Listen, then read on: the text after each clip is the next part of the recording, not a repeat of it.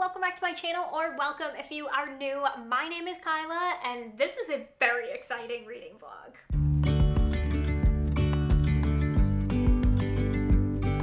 Or at least for me it is, and I hope it is for you too.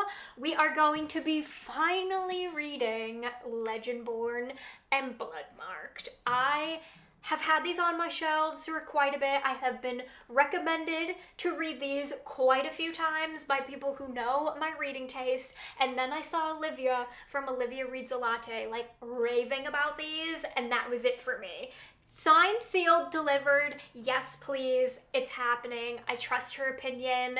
So I said, you know what, we're gonna do it. We're gonna get outside of our comfort zone and read them. And they are out of my comfort zone because I've heard that they're kind of like a King Arthur retelling or inspired by. And I was like, I don't really know if that's something that like I'm really interested in, but I'm willing to give it a whirl. And I have found that some of my favorite fantasies are ones where I got out of my comfort zone, so I'm here for it. So in this vlog, we're gonna do it. We're reading both of these, and I couldn't be more excited. And all I really know is that we're following our main character, Bree, after her mother passes away, and she goes to like a school or a new academy or something, a residential program for bright high schoolers at UNC Chapel Hill. Seems like the perfect escape until Bree witnesses a magical attack her very first night on campus. So she doesn't really know that like magic's a thing,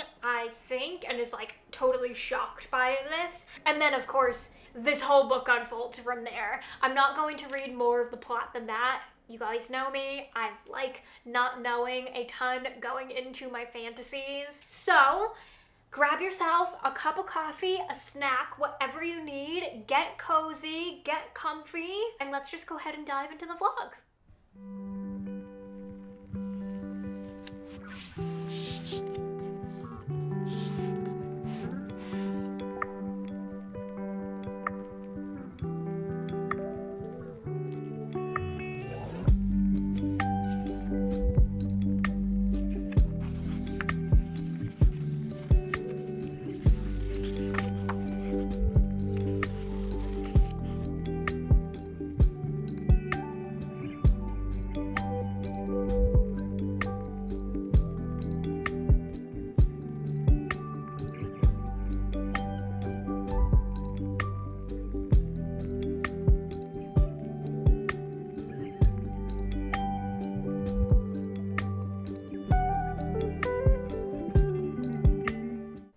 I'm only up to the prologue, but what I will say is that the narrator is one of my favorite narrators, audiobook narrators.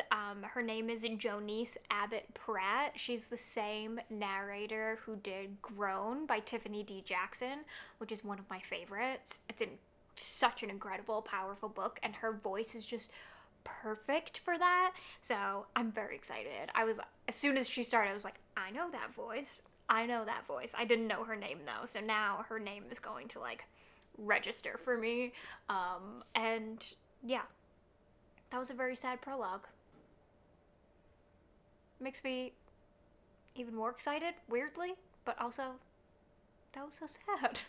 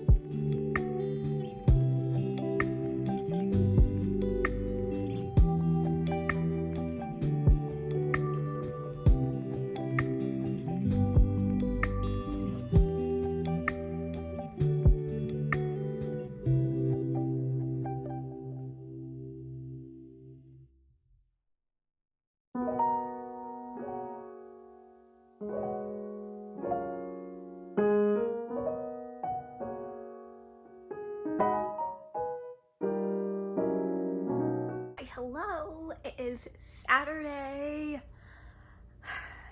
This is a binge-worthy book.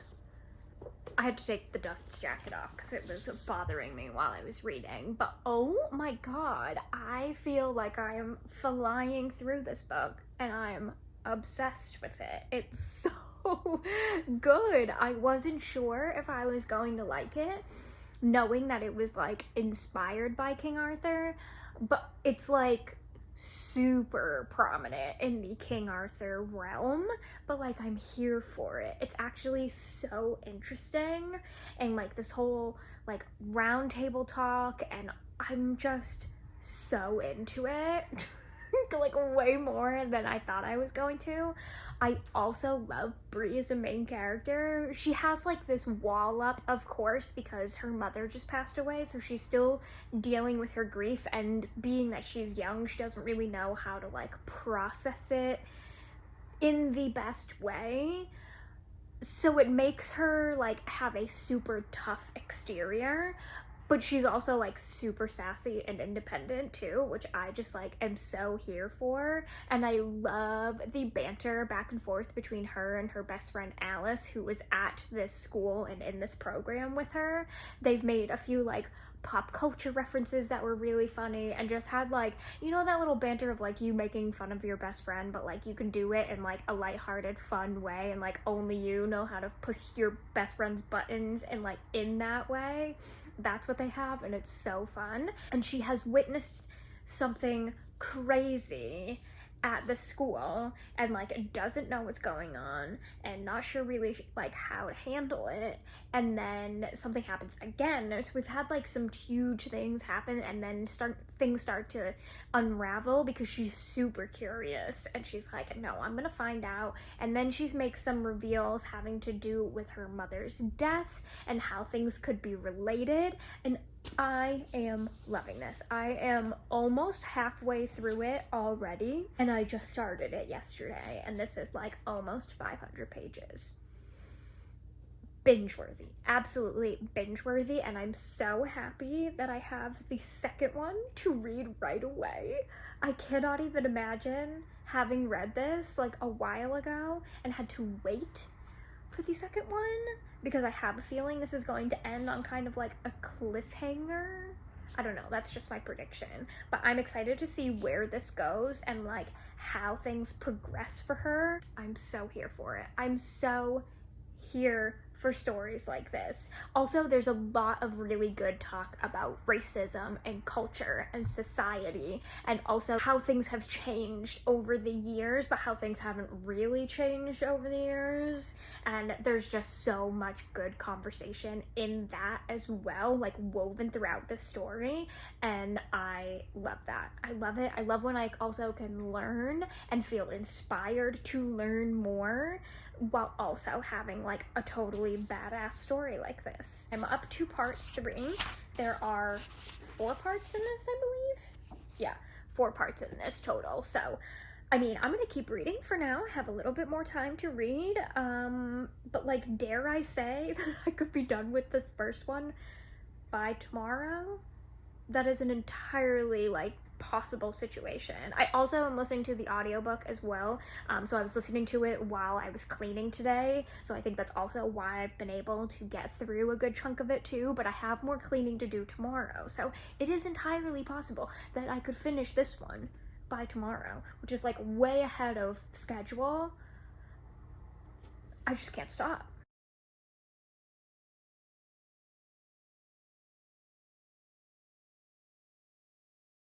Hello, it is Monday morning, and I wanted to give you an update on my reading throughout the weekend. I was a little overambitious in my last clip when I said that I was going to finish this book in 2 days. That was a great goal, but it didn't happen.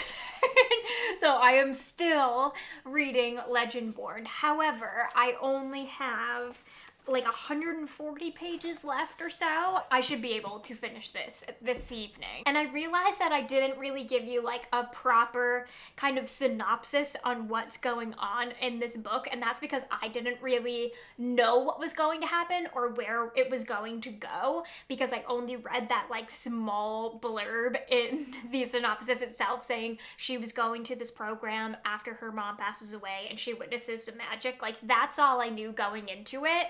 And if you don't want to know any more than that, you can totally skip ahead. I'm going to give a very brief description of what's happening here. So she witnesses this attack, and she's like, oh my god, there's magic, but it also unlocks a memory for her around her mom's death, and she realizes that maybe there was something more to her mom's death, that maybe she was kind of tricked into thinking that her mom's death was an accident when really something more was going on. So she decides to join up this program that is around King Arthur or so, and there's a whole like description and things. I'm not going to go into detail about that, but basically she kind of wants to like infiltrate this group to see if she can figure out what actually happened to her mom. And along the way she meets Nick, who is kind of like the direct descendant or so of King Arthur. What's happening is there's these gates that are getting opened up in these worlds, and they're sending all of these like demons and shadows and creatures to attack, and nobody really knows why this is happening. So we have her kind of infiltrating this group while also simultaneously kind of joining this group to try to like also help stop these attacks from happening. And she's learning along the way like how her mom could have possibly been involved and what's going on. So it's kind of all intertwined. And like I said, we have Nick, who's kind of like this direct descendant. So he's kind of like, if they call upon him, he's going to be king essentially. So if King Arthur calls upon him, he's going to get like activated and become king. And then we have Sel, who's kind of another major player here, and he is like the king's mage, so he's kind of like falls in line with Nick. Like, he's does what Nick says and, you know, keeps an eye on him, protects him, that kind of thing. And he's half demon. And he comes into play, and him and Bree don't really get along, like, at all, like oil and water. So there's kind of that tension going on there, and he's like, I suspect you of something, you're onto something. And he's also trying to help keep these kind of creatures and these gates closed and figure out what's happening. Sounds confusing. It's actually very easy to follow. And then also, Bree is discovering that she may have some sort of powers. She's not really sure what it is. And Sel is like, stop lying, you're like, he's like totally like, you're undercover for something, whatever. Doesn't know it's for her mom. He thinks she's trying to infiltrate the group to like hurt people.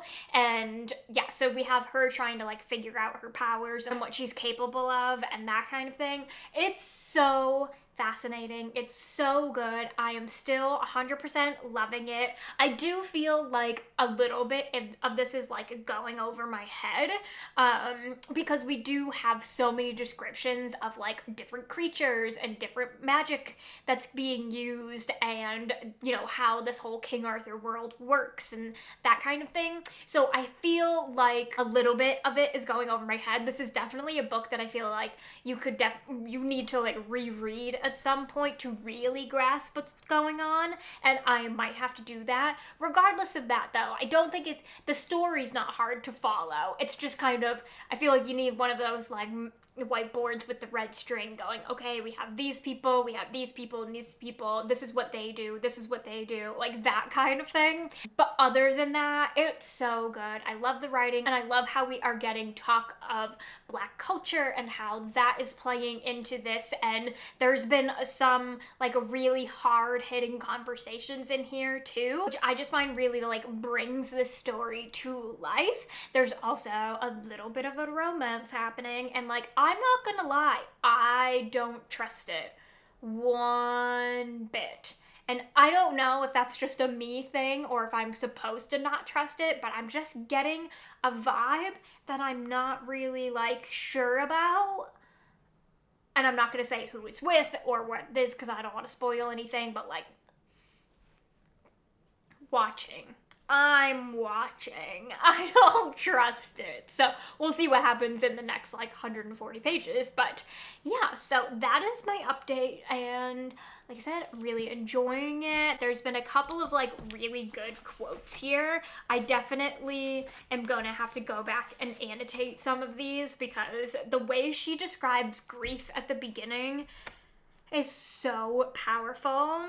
So I'm going to go back and try to find some of my favorite quotes there and tab them. I should have been doing it along the way, but I was just so excited to get into it that I kind of forgot. So that's where we're at with that. Right now, I'm going to plan out my week in my bullet journal. I have a week of like really boring stuff. I'm not gonna lie, like taxes, have to get stuff together for taxes, and just like boring paperwork stuff while also obviously still job hunting, because hi, hello, we're still here.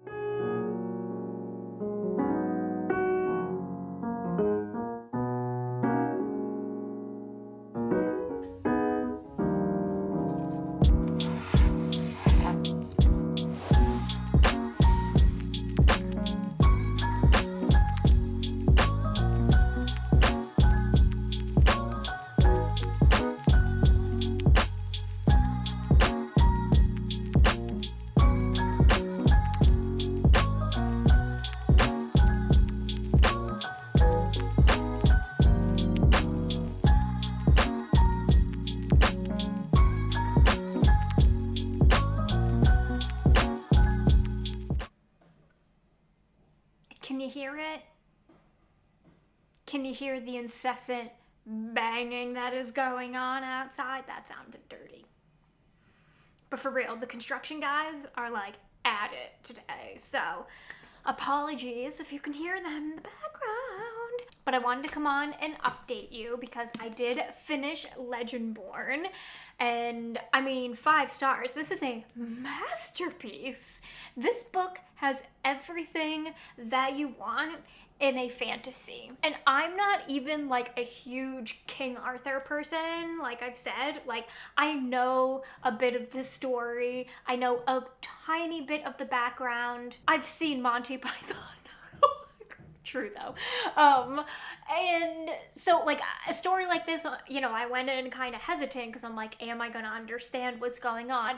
And like I said, I do think a little bit of it, a little bit of the history of behind King Arthur and everything, a little bit of that did go over my head. I feel like people who are like huge King Arthur fans will like really dive into this, but I loved it regardless. It has everything that I want in a fantasy. It has a cool magic system, an amazing plot line, lovable characters, also some hateable characters, and we also have like a real life story going on as well, as we have Bree like navigating the school life and friends and dealing with racism and things like that. So we're just getting like the real and raw side of her life, as well as her diving into this world and trying to figure out what happened to her mom, and then simultaneously kind of getting thrown into figuring out like the order and if they're involved in her mom's death, and like it's just everything that I wanted. And also the ending was like so action packed, and there was a few like twists at the end where I was like, wait, what? I felt like I got like whiplash almost, but like in the best possible way. I loved it. I loved it. I would highly, highly, highly recommend it. It is young adult, but like don't let that stop you. It is an incredible story, and again, audiobook, so good. The narrator, Jonice Abbott Pratt, is one of my all-time favorite audiobook narrators. She's so incredible, and she narrates them both. So finish this, 5 stars, immediately jumped into Bloodmarked, and I am about 172 pages into it. So not about, I'm exactly 172 pages into it. And it's hard for me now to talk about this because I do not want to spoil Legendborn for anyone. So all I will say is that we do pick up like pretty immediately after this one ends. So we don't have any of that lag time. And what I do love about this is that it does have a prologue that kind of encapsulates what happened in Legendborn. So in case you're reading them like really far apart, it does a really good job of like catching you up and kind of reminding you of what happened through the prologue and also the first couple of chapters. And I am like right away so engulfed in this story because we have a character from the first one, Cell, and some stuff has happened with Cell, and I am not here for it because he's one of my favorite characters. I love him, and I'm like, wait a second. Oh no, you didn't. Oh no, you didn't. So I'm curious to see where this goes. And something else that I wanted to highlight that I think is beyond important is that not only does Tracy Deonn do an incredible job of including conversations of racism and society and class, but she also has a lot of representation in these books too. We have a non-binary character, we have a lot of queer characters, and I just think in young adult books especially, I mean across the board, but especially in young adult books, I think it's really important to showcase a variety of different identities and LGBTQ+ characters. So love to see it. It just warms my heart and makes me so happy and just makes me love these that much more. So that's my reading update. There are some sprints happening, I believe this afternoon. It is currently Wednesday. I have to go to my P.O. box, not like my P.O. box, but like where I get my actual mail.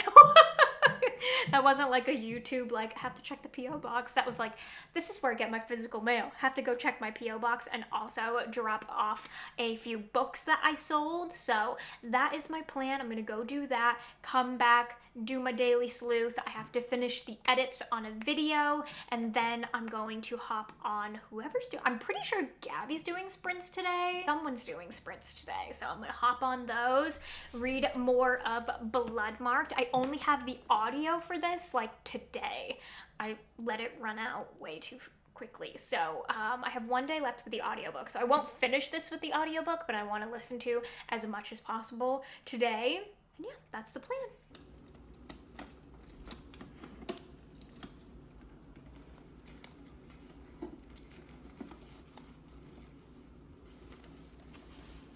Y'all said you wanted to see more outfits, so figured I'd show you an outfit since I actually got dressed in real clothes today. Winning. So I have my cardigan from Everlane, and I just buttoned it up and tucked it in because it is still a wee bit chilly. And then I have just like a crop top on underneath it. So like sometimes I would just leave this open, but like it's still chilly, so I left it buttoned and tucked it in. And then these are my balloon jeans. So kind of see they're not like hugely baggy, but they do have like some room in there, so they kind of like balloon out and then come back in again. I just love the blue of these. These are my favorite, and they are like a little bit cropped, as you can see. So these are my Eastland boots. I wear these pretty much every day. Okay, not every day, but these are like my go-to shoe. They are so comfortable. They're cute. They have good traction. I'm very clumsy, so that's important. And yeah, so this is my outfit today. I'm not gonna lie, I just got home from running errands, so I'm about to take these pants off and put sweatpants on, but like, figured I'd show you before I do that.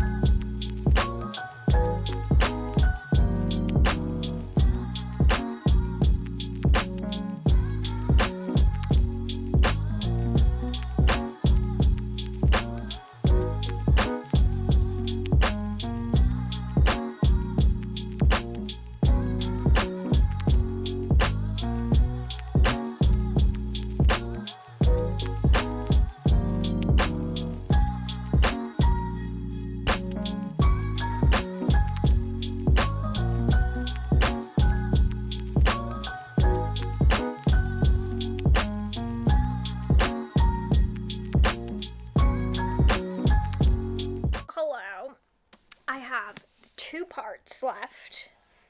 About 120 pages. And all I have to say is, Brianna,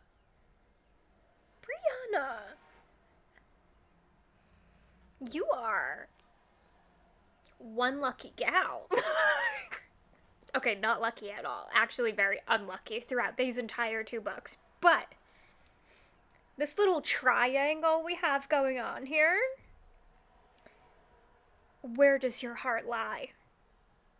And am I going to find out in these next 120 pages? This is not even, like, the main plot of the book. There's so much more going on with this, but, like, this is the part that I'm like, excuse me. I need an answer.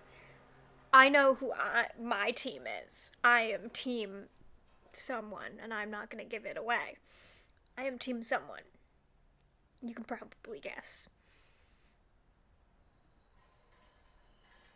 If it doesn't go that way, I'm going to be very upset. Other than that, I mean, I have no complaints about these books whatsoever. These are just a fun time. They're a ride. There's some, like, crazy shit that has happened that has had, like, my jaw on the floor. Some crazy reveals, and I'm just loving it. I love when fantasy is, like, more jarring than, like, thrillers and horror. You know, sometimes thrillers just, like, miss with their plot twists. A lot of the times, let's be real. They just, like, miss with their plot twists. Like, they try really hard, but they don't, like, shock you as much as you would hope that they do. But fantasy reveals, I think it's just because you're so engrossed in the story and, like, expectations are off because you don't really know what's going to happen, that, like, when shit goes down, I'm like, excuse me? You did what? And blah, blah, blah was like, what, blah, blah, blah? No. So it's a lot more shocking, and I'm here for it. I love it. I will say I am a little, like, fantasied out. I'm very excited for these 120 pages to be done because I am ready to move back to murdery things. I just have been on a fantasy binge, and I feel like I am just at my max capacity, especially with these 2 long, hefty books. Don't get me wrong, I'm still enjoying my time, but I'm also looking forward to, like, diving into some gross, gruesome, and murdery things afterwards. What does that say about me? I'm not sure. But I just wanted to come on and give you an update before I, like, finish this out. I'm trying my hardest to listen to as much as the audiobook today as I can, because I only have the audiobook. It's due in 58 minutes, and I still have, I'm listening at 2 times speed, so I have, like, 2 hours and 20 minutes left, so the last little bit of this I'll just be reading physically, which is fine. I don't mind that, but I'm trying to, like, listen to as much as possible while, in the next hour or so, while I have it. But yeah, I mean, I'll come back with a final wrap-up, but, like, these books are everything.